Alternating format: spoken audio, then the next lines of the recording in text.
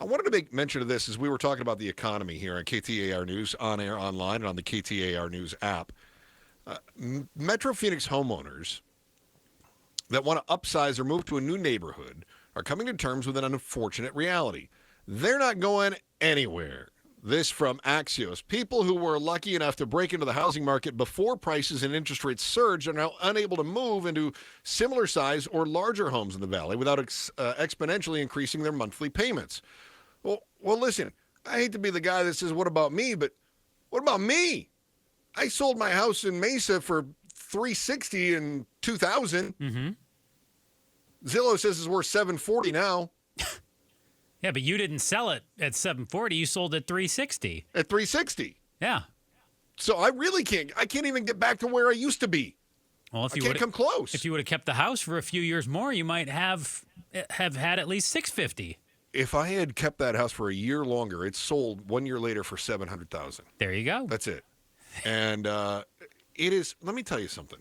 That is one of those situations where I kick myself when I think about it, but I can't think about it too long, and I can't dwell on it. Because if I do, it just sends me into a tailspin. And what do I get out of that? It's done. I can't do anything about it now, right? That's exactly right. You cannot do a dang thing about it. The decision was made, and you have to move on, and you never had that money in the first place, so... Don't remind me. Do you really miss it? Yes! I miss the potential. Well, I was trying to help cheer you up. It's not working. Oh. There is good news, though, and that is that because we talked about this in the last segment, that the consumer price index dropped a little bit from May to June. Like 0.1%, I think you said? 0.1, yeah. And I know you said, 0.1, big whoop. Listen, that's the first time it's gone in that direction. It's the first time it's been down in 4 years. Mm-hmm. So I will take it. I'm happy to pay even 0.1 less this time today as it was a month ago. That's fine. Mm-hmm. That's great. At least it feels like it's leveling off a little bit. Year-over-year inflation came in flat at 3%. That is down, I guess, from the 3.3%, which means we have been waiting for a couple of years now. I mean, we were teased that the Fed was probably going to cut interest rates a few times in 2024. They haven't done it at all. And now the expectation from the economists and the talking heads on CNBC is, okay, the Feds are getting the signals that they need now in order to say, let's ease borrowing pressure. So we could see interest rates start coming down. Ever so slightly. It might only be a 0.25 percentage point. But I'll take a 0.25% less on the mortgage than a 0.25% more, right? Mm-hmm. That's the way I look at it. Do you have a second to check in with sad economist Joe, who's got a just a smidge of reality for you here, though? Okay. So you bring up all these stats about inflation's going down, the CPI, the Consumer Price Index, yeah, I'm trying dropping to be positive. a little bit. I'm a positive for guy. the first time in 4 years, and those are good things. But the biggest problem out there is that stuff is costing more, and that our wages aren't keeping up with it. So even if inflation is going down, which is good, people aren't making the kind of money that we've seen these price increases have attached to them.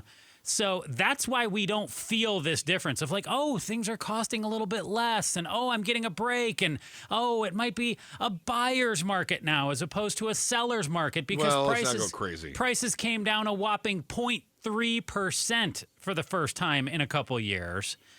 Home prices? Yes, home prices. Okay. But the reality is we're not making the amount of money to keep up with it. So our buying power feels way reduced. Okay. I love your pragmatism. Let me start there.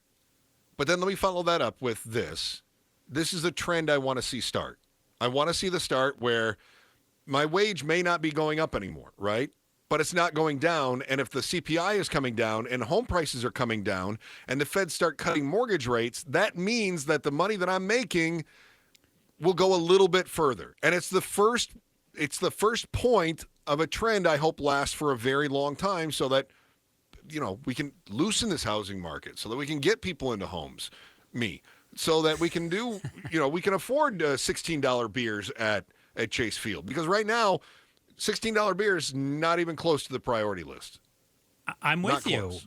But the issue is it can't just be, well, they fell for the first time in 4 years for 1 month and then they were right back up again. It needs to be a couple years of sustained small drops, or certainly not increases. When we get to that point, yes, I will be optimistic like you, and I hope we get to that point so that people out there can get into houses and can move if they want to move, and they can go and get that $16 beer and do things like that and not have to sit there and really weigh the decision of like, well, I paid my mortgage, I paid my car, can I have that beer? Like that stinks.